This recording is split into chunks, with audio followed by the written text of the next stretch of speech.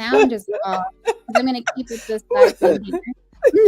So you guys, what's really great about what we do here is that, as a person who is a Virgo, and I am going to stay on this zodiac soapbox all 2024. We like to do things behind the scenes. You guys should just see some of the things that we do behind the scenes. I may share a little bit of it, but before I get you guys into this conversation and welcome you to Small Biz Bites, I'm going to play some theme music. Hold on.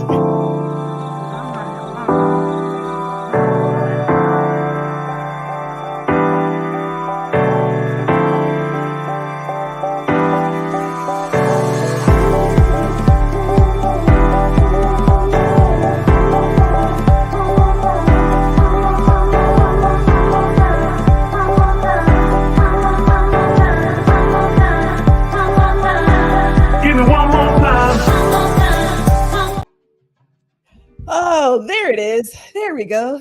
Good afternoon. Welcome to Small Biz Bites. I am 𝐂𝐴𝐚𝐥𝐿𝐴𝐴𝐚. We are streaming live to Facebook and LinkedIn and YouTube. And as I always say, if you are on LinkedIn, YouTube, it's the allergy pills people. I'm talking about it. If you're on YouTube, you should like, share, and subscribe. And as I was saying before, the stuff that goes down behind the scenes. I don't know. Do I sound nasal, Aicila? Do I sound nasal? I feel like I sound nasal. No, I mean, a little, but I don't think it's obvious if people aren't used to talking to you. Oh, you got a point. She said they wouldn't know if you don't tell them. I mean, your mom's probably going to know. Mother's probably going to know. Yeah. I know. We are feeling all of the... Today, we're feeling it all today, and it's okay though, because we're still going to have an amazing show. I will tell you that. I have on me my beautiful Virgo mug, right? Nice. Virgo. On the back it says, kind, diligent, and loyal. I have a mug collection, Aicila. Did you know that? No, I did not, and that just makes me like you more. I have a teacup collection, so it's compatible. Yeah, that is compatible. Okay. See, we keep the warm, delicious beverages. Before we get started, let's invite our guests. We have Mikey here. Hello, is that Mikey? Is it Famine? I must said that right. Okay, hello to you. It says, oh, hey, thank you. I have subbed and have liked the video. Let's do this. That's what I'm talking about. Thank you. Gary Jackson Jr. is in the building. Hello, sir. How are you? How are you? And Mother's here. Hello, Mother. I'm going to say it really quick. Mother's allowed to call me Gwen because she gave birth to me. All right? It's about as good as it gets. The rest of you, unless you're my husband, probably aren't going to get that ability, but we can work it out. You could become family. And once you're family, then you get to use it. Different topic, different time. What is this? Like, sounds like a Hufflepuff. I just feel a little something extra going on in here, but it's okay. It's gonna be just fine. Aicila says hello to Gary. We have Ron Foster in the building. Hello to you, sir. We also have Gary asking us, how are you doing today, Aicila? How are you doing? I'm just really excited to be doing this with you. I've been looking forward to it. Yes. I said it on LinkedIn. I feel like G brings out the best in her guests. Like every time I've interacted with her or watched, I've been like, that's an interesting, so I'm excited to see the best of me because you're going to bring it out. Oh, no pressure. Thank you so much. I'm trying not to cheese, but I'm cheesing. My cheeks are hurting. Spencer B is here. Hello, Spencer. Hello to you. Thank you for tuning in, sir. And because I've already sort of said who it is, but I haven't said who it is. But before we get into who we are going to speak to today on Small Biz Bites, here's what I want to know, because this is sometimes where I vibe. Aicila, what's your favorite cocktail or mocktail? So, my go-to is a gin and tonic. Oh. And it's not super exciting, but it's a steady joy. Steady But I'm particular about my tonic. I like the Fever Tree. Oh, like, okay.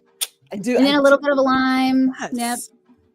They make the best mixers, in my opinion. Like all of what they offer is just perfect. I'm not a big gin drinker, though. Believe it or not. I mean, not It's everybody one is. thing that's not on my bar. Medicinal, Oh. It's got a little bit of. I'm not going to try to sell it to anyone because it's. I get that it's not everyone's cup of mocktail, but it's delicious to me. I have had like my cousins drink gin, and so I've had some really good ones when I'm with them.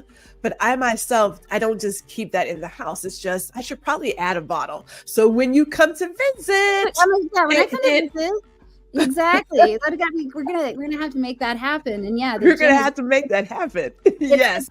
It's like hanging out there, like dangling it. There's gin. Like when you come to visit, I like to have people's drink of choice available so that they can feel at home in my home. So since I've used the name 5,000 times, who is Aicila and what is your superpower? I love this question. And actually, I was like, who am I really? And then it's kind of, but so I actually thought about this beforehand. And today I'm going to talk about being an entrepreneur, a podcaster, and a writer. And I have a coaching and consulting business that specializes in creating systems to facilitate success for thought leaders in a variety of industries. So that's, I think, and then my superpower is that creating those custom systems for people and helping them to lean into their unique gifts, and also helping to like use the resources we have in front of us, like actually see and use them.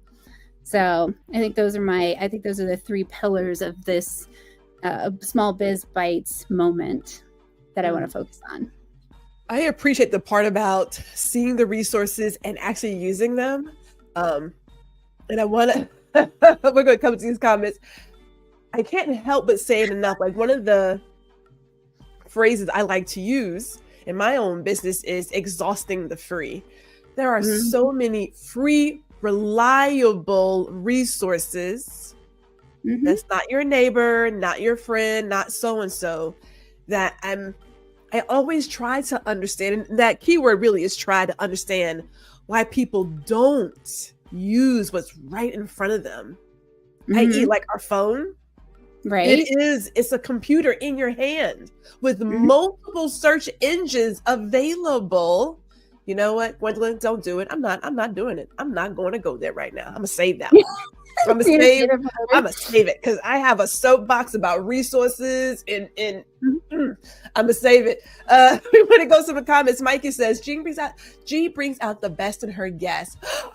That's a t-shirt. That's a good one, Mikey. When we do it, because it's not an if. When we do it, I'm gonna give you half. Okay, maybe a quarter. Maybe a quarter. Just like that, I was like, wait a minute, I gotta renegotiate this merchandise deal. Hold on. I mean, now it's on the internet, so it's forever. I know it's on the internet because it's on the internet. She loves Merlot, but y'all didn't hear that from me. Oh, so Malort. Okay. Let's be clear. Mike and I've talked about this, and Malort is a specialty drink in Chicago that is, by all accounts, disgusting. However, I saw a gentleman on TikTok who was going through a personal challenge to try and make different drinks with Malort. Mikey says he's tried it and gotten his sewer wings because many people feel like it tastes like that bad. However, you can, it's like a Campari. I learned this from another person that I know. Okay. And so you can mix it nicely, but people like to make it. I love that it exists, and I do love people's faces when they try it because it's hilarious.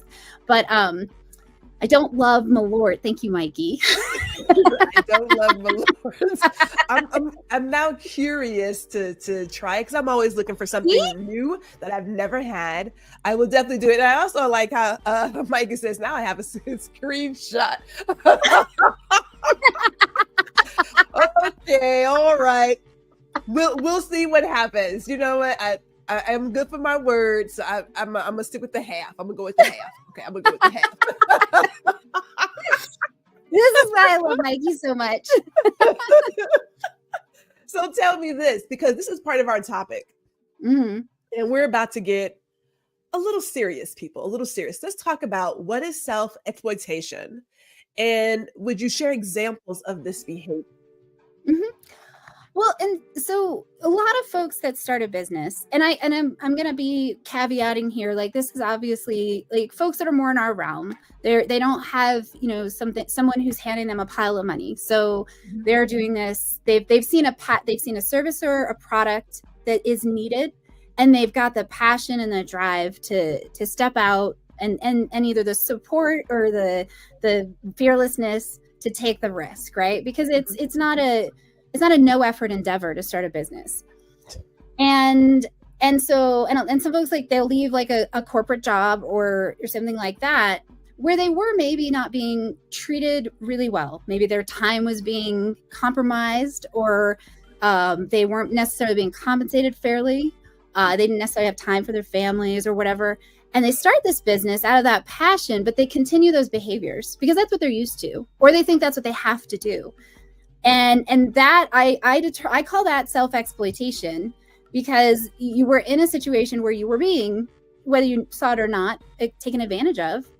Because if you don't have the ability to be in your life, in yourself, I consider that to be a form of exploitation. And I think it's unsustainable. I think we can hold off, but I think it leads to mental health issues, social and emotional issues.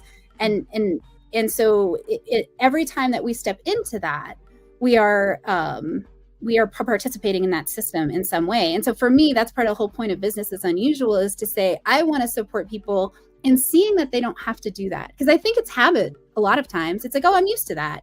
And I'm not talking about you love what you're doing so much, you get up in the morning and you're like really committed to it. I'm talking about this idea of the grind. And so an example might be, I work with someone who, she really functions best in the afternoon and the evenings, but she has made herself get up and start work every day at 7 because that's what you do. And we were chatting and I was like, well, why do you do that? She goes, well, I want to be a professional. And I said, all right, but I know you work like 10, 11 hours a day. It's not like you're not working. Why do you have to get up at 7? She's like, well, but because that's how it works. I'm like, all right. And then she was like, well, maybe I don't have to do that. I'm like, maybe let's try that on. And so like recognizing that, we have these habits and these ideas like, oh, it's professional to be up at 8, right? Or it's professional to do X, Y, or Z. Well, what's actually, so like, I like to step back and say, okay, you have these habits because you worked in this world that is got this certain idea about things, business as usual. And that's understandable. But let's step into saying, all right, well, what are you here for? Like, you're creating this new service or this product, and you have a passion. So you're already stepped outside of the system. Let's also talk about how you do your business. So, and figure out what actually works for you, right? Like as a person in your life. And because the other thing I see a lot is people beating themselves up. Oh, I'm too disorganized, or I'm not good at meetings, or I can't. And the thing is, it's like, well, some of those things you might need to get good at. Or you may need, I prefer to say, find a way to hire someone or offsource it, because I find that it often drains people to put themselves in that situation. However, let's start with actually what you're good at, because you're obviously doing something well. You're here, you figured something out. What your skills are, what your cadence is. Let's start there. And then if we have to add on something, let's find a way to incorporate it into how you are and what you're good at as seamlessly as possible. I want as little deviation from that alignment as possible. Because I recognize, like, I also have to do some things that aren't my natural way, but I really try to limit it as much as possible, because that does take me out of the places where I'm most effective and where I can do the most like interesting and creative work for the people that I'm engaging with. Okay, I am going to say it. I feel extremely seen. Extremely. And I'm going to go back to when I stepped away, and it was Spencer, my dear friend Spencer, who questioned my office hours. He's like, you're open till 10? And I was like, yeah, because I need to be here for everybody at all times when they're available. And that's what I do. And that's what I've done for 25 something years. He's like, okay. And then I thought, why am I waiting for a phone call at 10 o'clock at night? Right. And why do I have to be here for every single person whenever they are available? Why am I doing that again? Because I don't have to do that. I don't have, but you've done it for so long and you were given a reason as to why you do it. And it took me a little bit to unlearn that behavior of not being ready and available for every single person whenever they walked in. And yeah, a lot. And I do agree too. I was also doing that 8 o'clock, 7 o'clock in the morning gig, realizing that my customers don't call me till 10. Right. So wait a minute. Why does it say that you're open at 7 o'clock? It's like, no. Yeah. Right. And all it's that totally, spoke to my heart.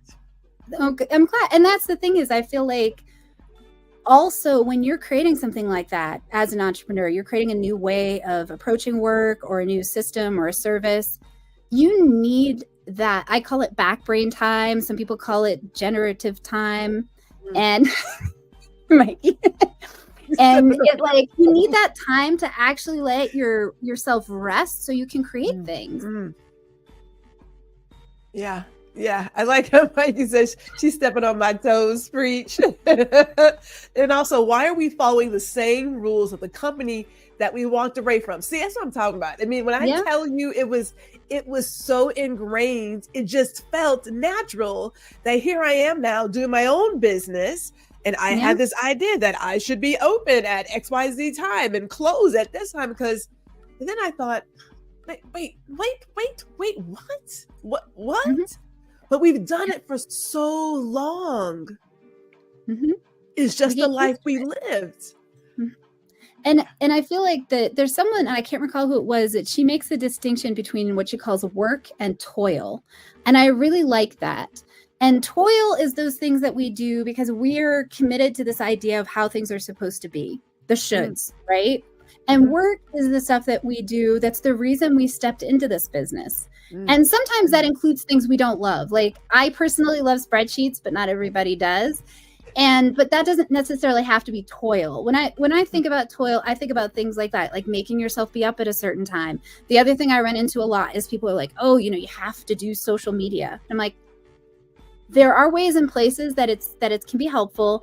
And I really like to push back on that and say, well, let's stop and say, once again, what do you need for your business?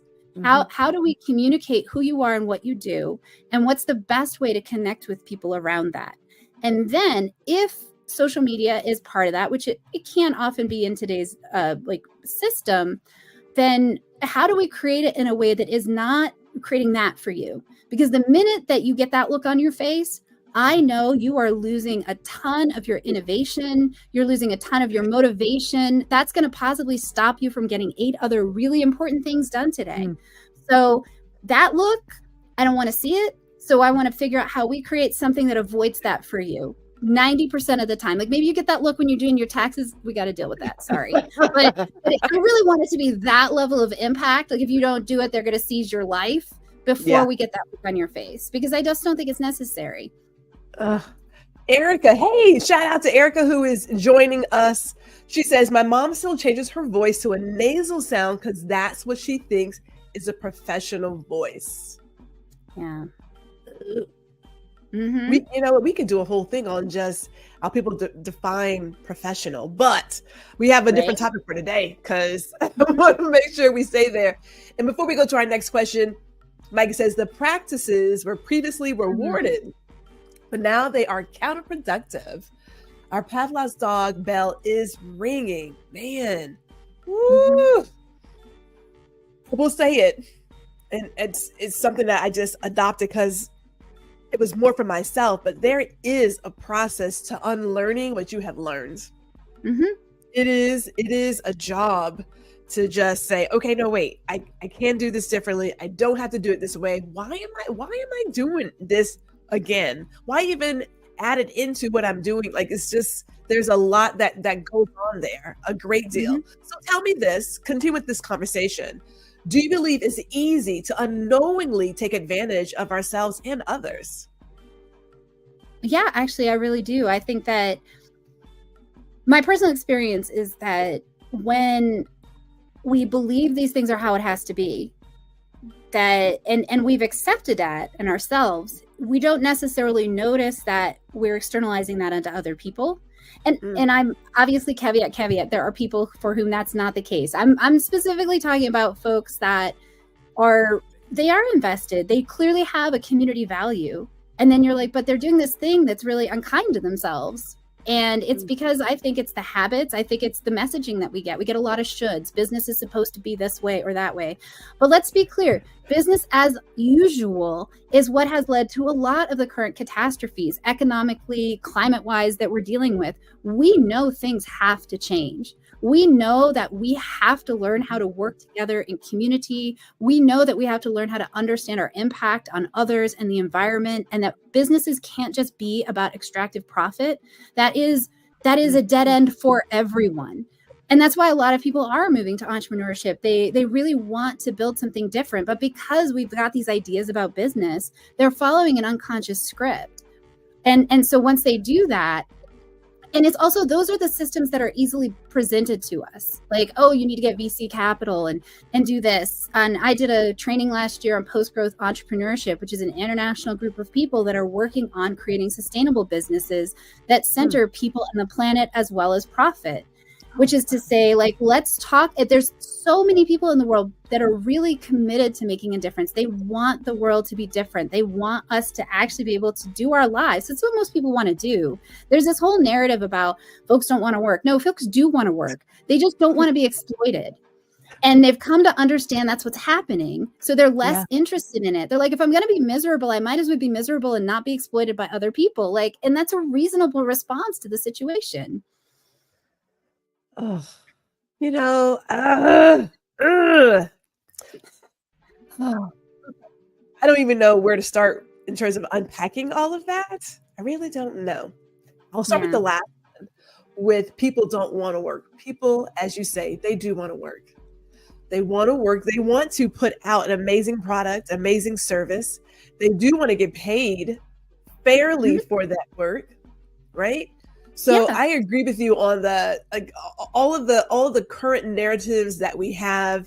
And I think about Kim Walsh-Phillips, who says you shouldn't go shouldn't on people, using should, which clearly shares your ideas and beliefs and puts them on somebody else. There's a lot of that's been going on for a number of us, depending on how old you are, for a very long time, about what you should do, what professionalism looks like all these narratives that, as you mentioned, there are more people who are seeking the life of an entrepreneur because that program just isn't fitting the way it used to. Like there's this place where you start wondering what else could be, because this can't be it. Like this cannot be the only option.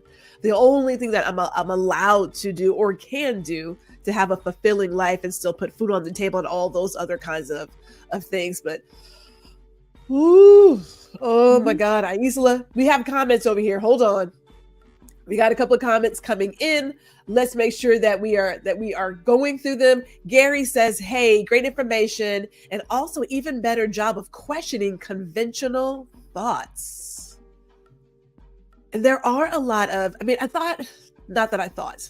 go back to it. I remember writing not too long ago that, I come from a place where in high school, there's this huge book of careers. And we were pretty much told to pick one of the careers out of that book. Just kind of like flip it and be like, bam, I'm going to do that. And that's where you stayed, whether you were happy or not. You've already gotten to college for that, study. And you're thinking, do I change my major? Because if I change it, then that means people are going to look at me funny. And now I got to start over. And I thought, well, I don't want to stay here and go into debt and be unhappy. Like, who wants to choose that? Right?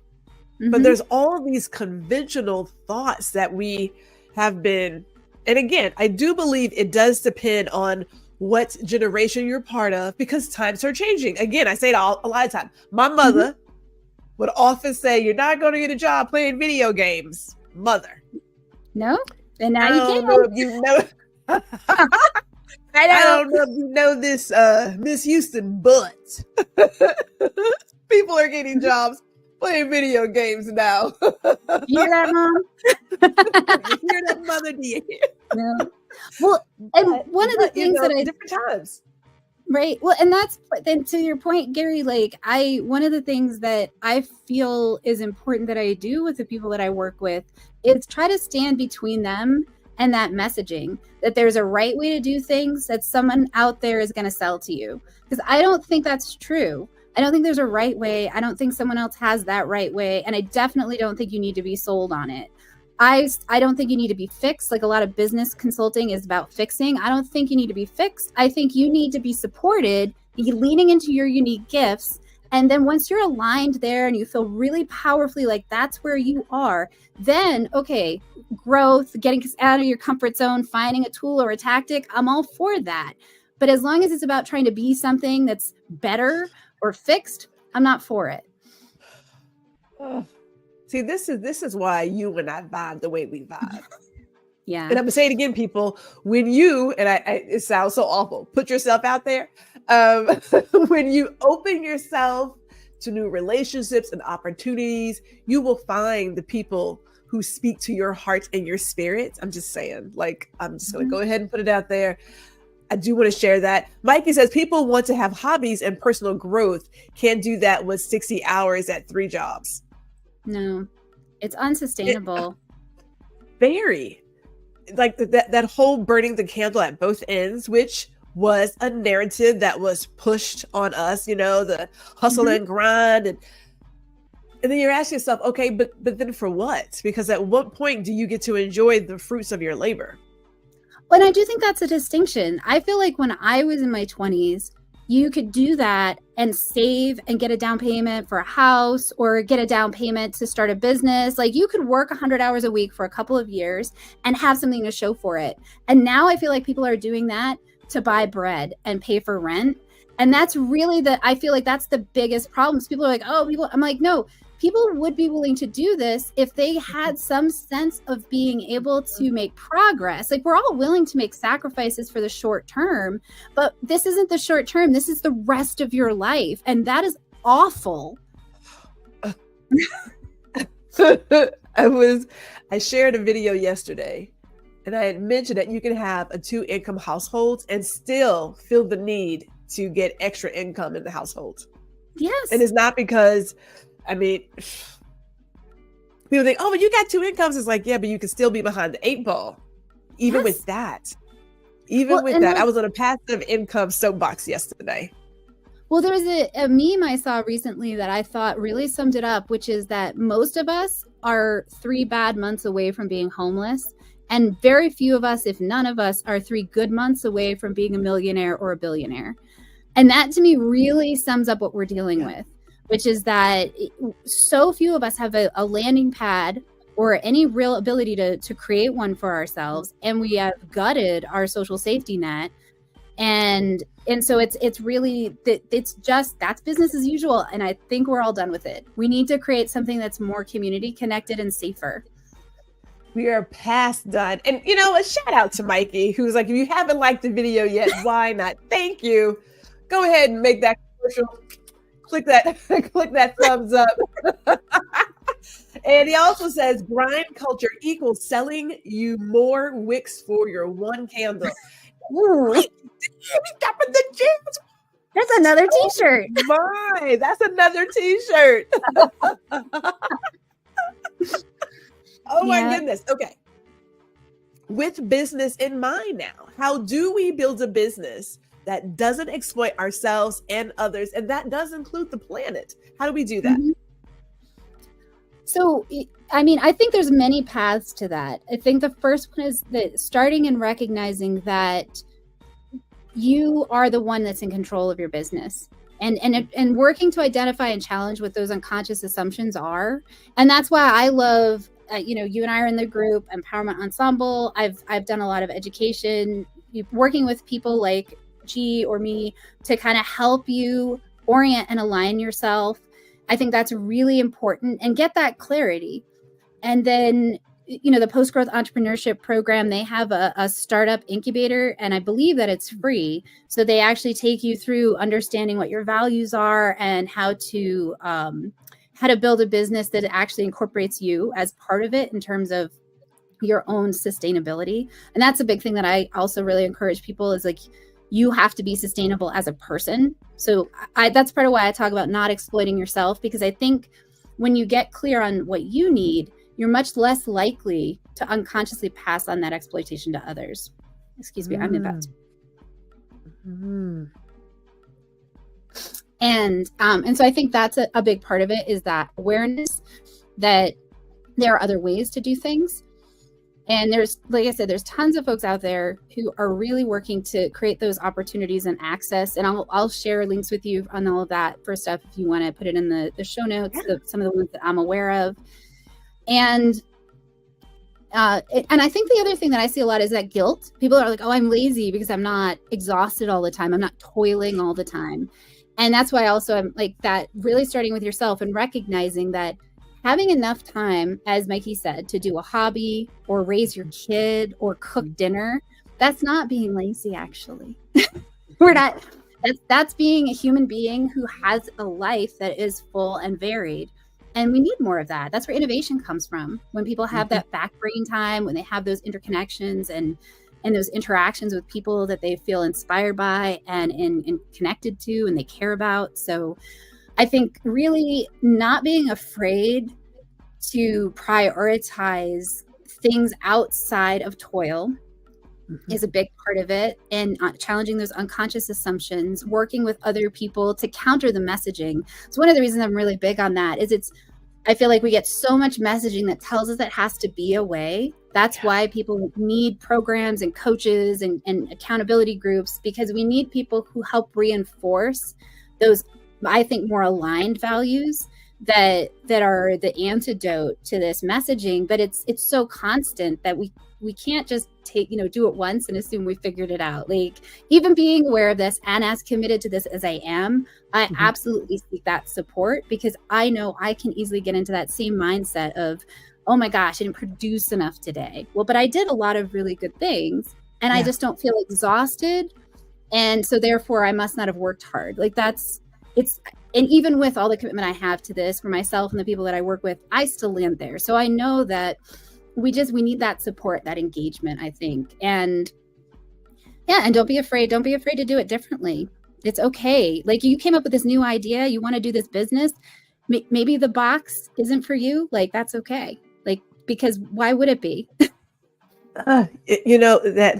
That phrase of don't be afraid to do it differently, for the way that we are reared from education on, and let's just admit it starts with education, where they make you line up in a single file line and you follow the leader.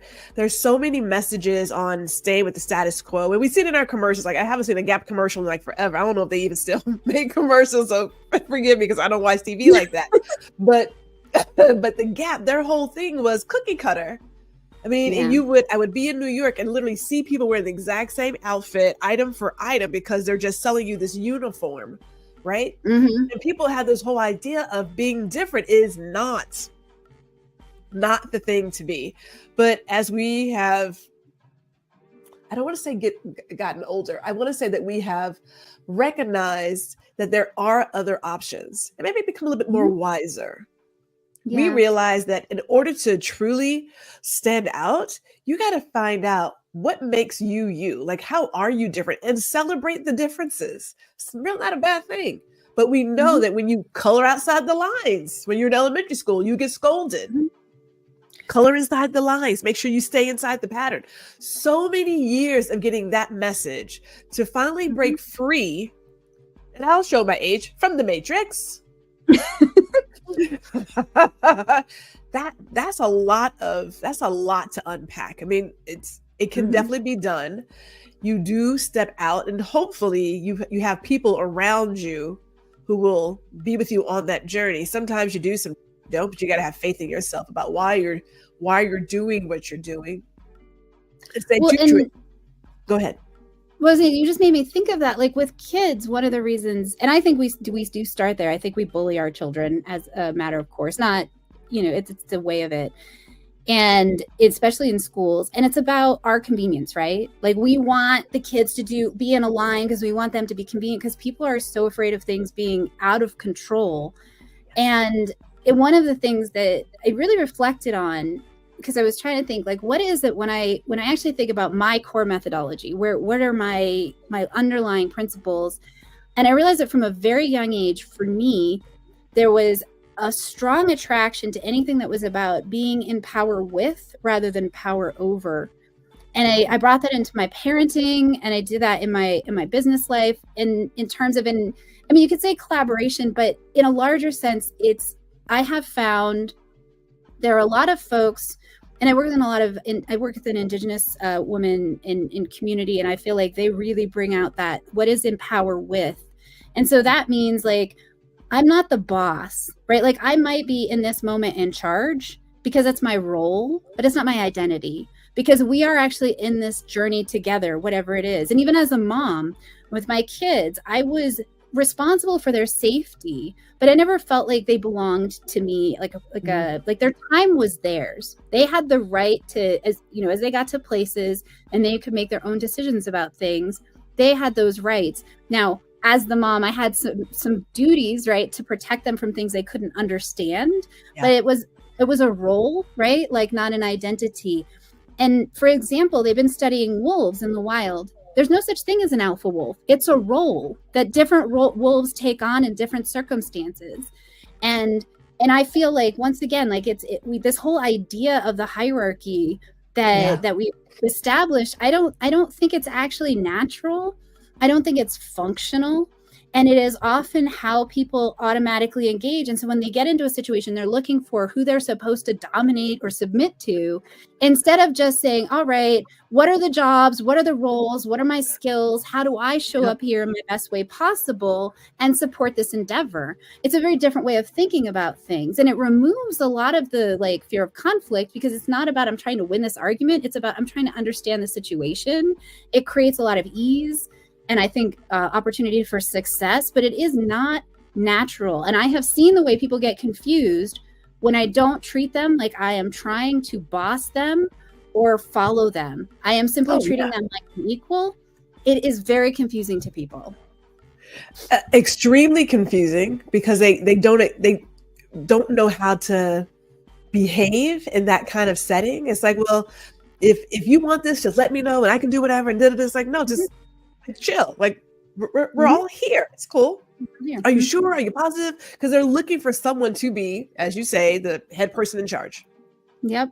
When that person isn't there, you kind of get this like, well, I don't know what I'm supposed to do. Do you guys know what we're supposed to do? Is somebody gonna take charge?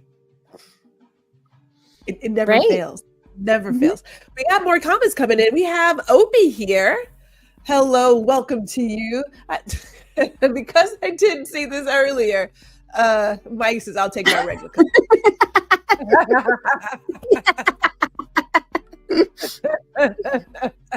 Oh, but love it.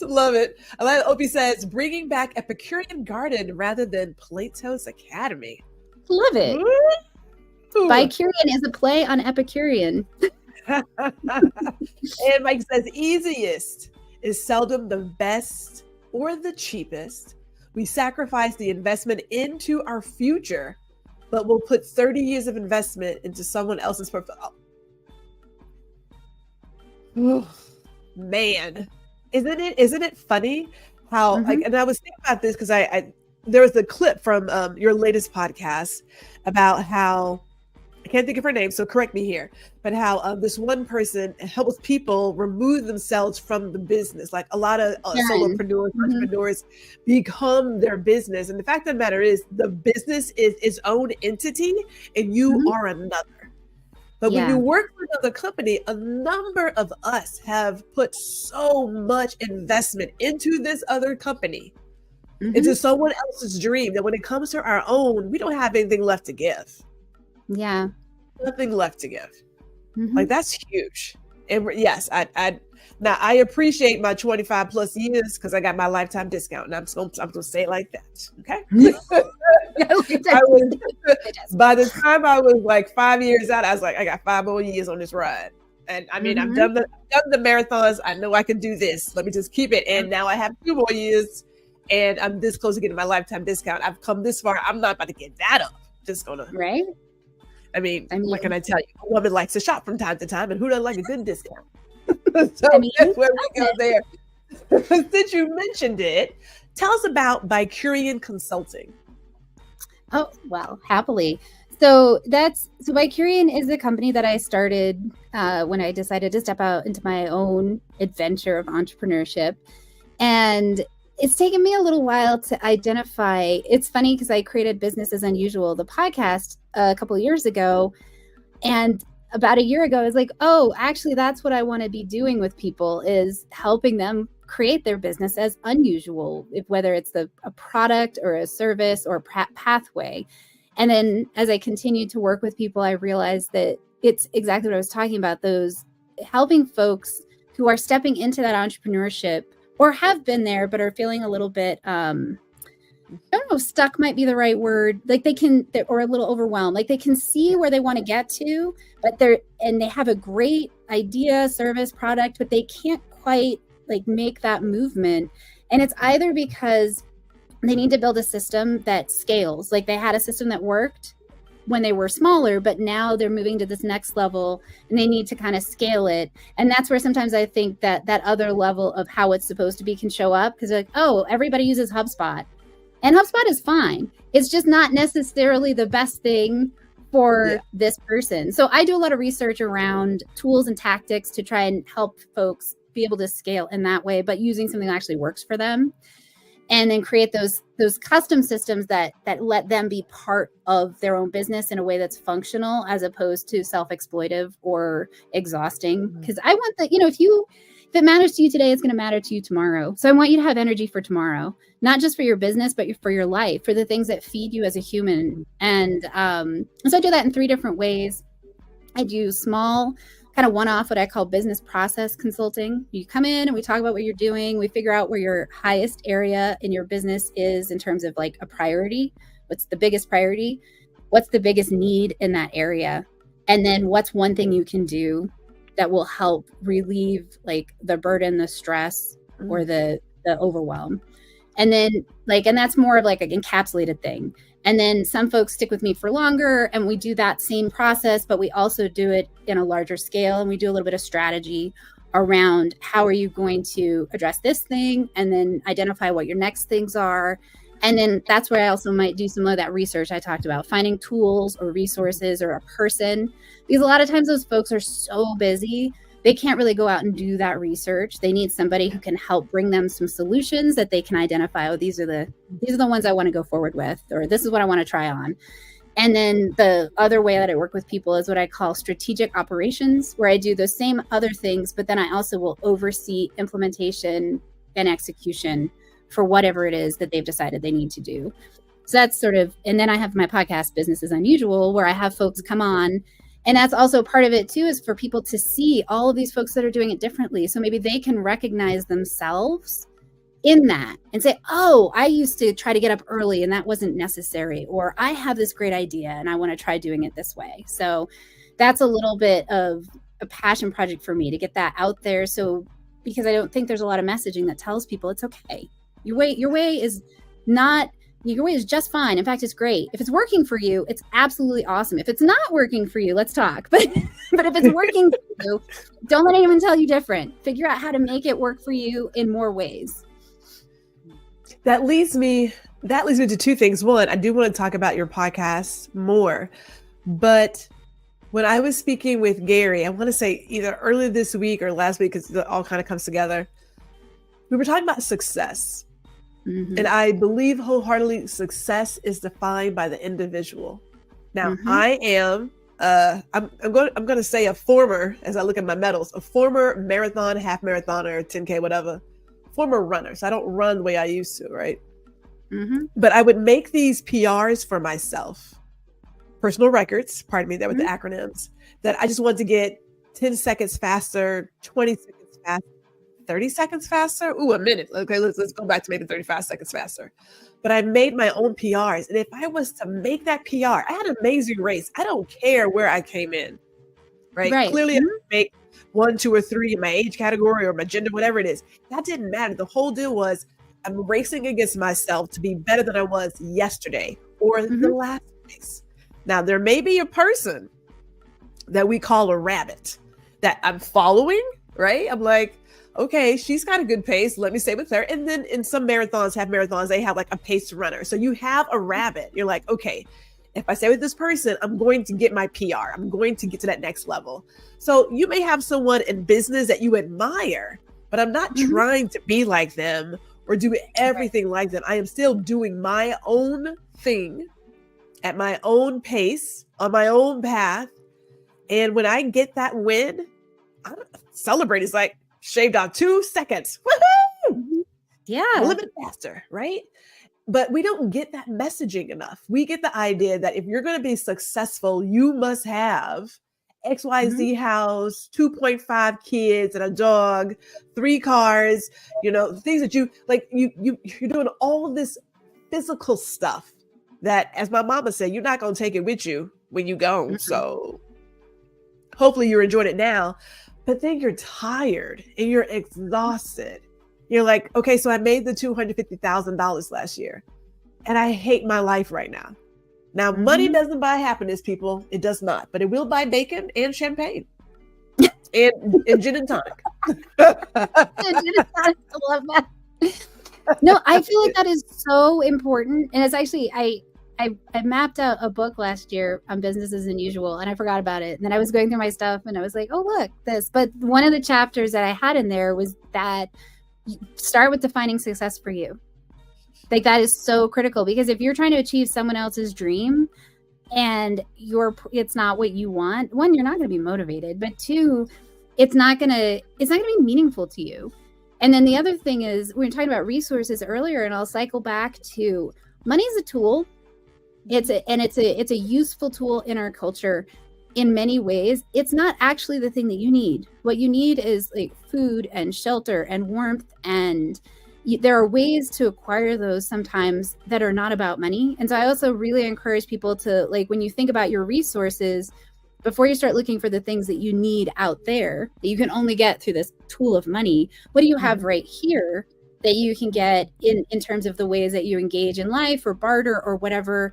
And I don't encourage people to barter for things they don't need or want. Like I had that occur. It's like, no, that's not helpful. But if you have a service or whatever, there's a lot of ways to achieve your ends or to get the support and the tools and the value that you need to achieve the success that's important to you, that it isn't about this other pathway that we've been pointed towards that doesn't benefit most of us. Yes. Yeah. There is so Gary's like, yeah, it was last week. It just, we talk so often, but some of these topics, some of the messages, again, we don't get enough of it. Like, I remember years ago when we spoke about conscious capitalism, because for the average person, capitalism is awful. It's the devil. Okay, well, the way that you're living your life is because of capitalism, and it doesn't have to be that way. You can be more conscious as a business and an individual and show up in different ways that capitalism does not become the devil. Okay. So let's instead of saying it's this absolute, let's really drill down and figure out what can we do, as you say, to do it differently, to do it unusually. So let me go back to it, because we started and then we kind of stopped. Your podcast, Business as Unusual. A few more details, please. Well, so I feature CEOs, founders, thought leaders, project leaders, artists, people who are either creating a new way of doing business, like folks that have employee-owned or profit-sharing models, or folks that are doing a new kind of business. And honestly, entrepreneurs who have like started a business and just talking about what got them to step into that space. Because one of the things I've learned, there's lots of people who have an identity or an experience or an idea, but the difference between having that and choosing to take an action to create a project or a business or a service, what is that space? I find that to be a very interesting thing to discover. And because of that, I've learned from, I've had folks who are running, bigger companies, who are artists, voiceover actors. It's really fun for me.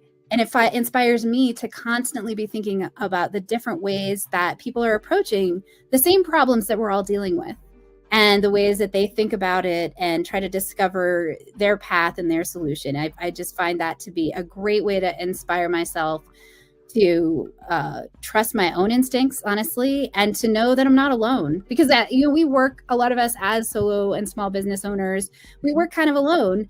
And hearing all of these different people who are facing similar challenges and how they're addressing it and their passion, it's a great reminder to me of I'm not alone. I may not be walking in the same forest, right? Like we might be spread out on the path, but we're all in the same forest. We're all trying to achieve something that I think is really beautiful, and I'm excited about it. Oh, that is so awesome. And it is.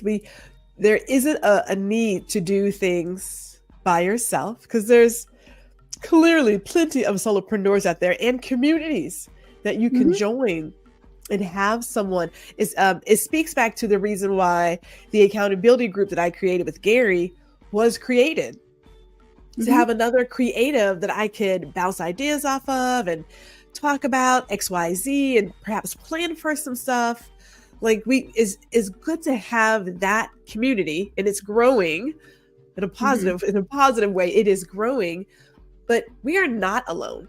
And just like we check in at a job, a basic 9 to 5, I hate to say basic, that's so rude, but at your average 9 to 5, 10 to 6, whatever, we check in with each other too, as if we are colleagues. We're like, oh, hey, how's it going today? Oh, it's going great. What are you working on? Oh, I got an XYZ project, blah, blah, blah, blah, blah. You don't have to you have to do it by yourself. But I love the fact that you have your platform that allows you to spotlight these other small businesses and how they are not following the everyday path. And they have made a decision to do something different. And they are thriving in being different. Absolutely love that. Because I mean, you've had some great topics. I'm like, oh, wait a minute, I gotta check that one out. Hold on. Because there's I love it. It makes me so happy to see people. And the woman that I had on this week started a self-play healthcare clinic because she lived in a community where there are a lot of manufacturers, and she said people can't get to the doctor between 9 and 5.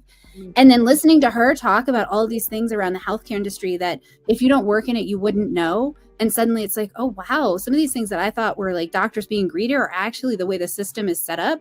And so I also learned things like that, which, by the way, if anybody knows someone that should be on the podcast, please shoot me an email. I'm always happy to get new referrals. I'd love to have more people that are doing services like healthcare.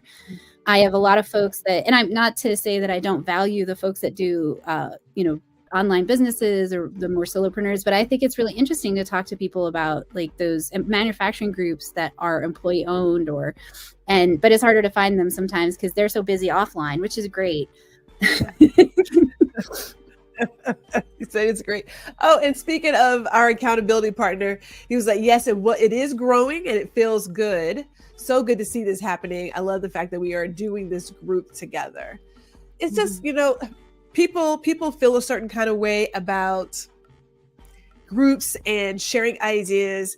And in my opinion, that's that scarcity mindset that in order for me to get to the top, someone else has to be at the bottom.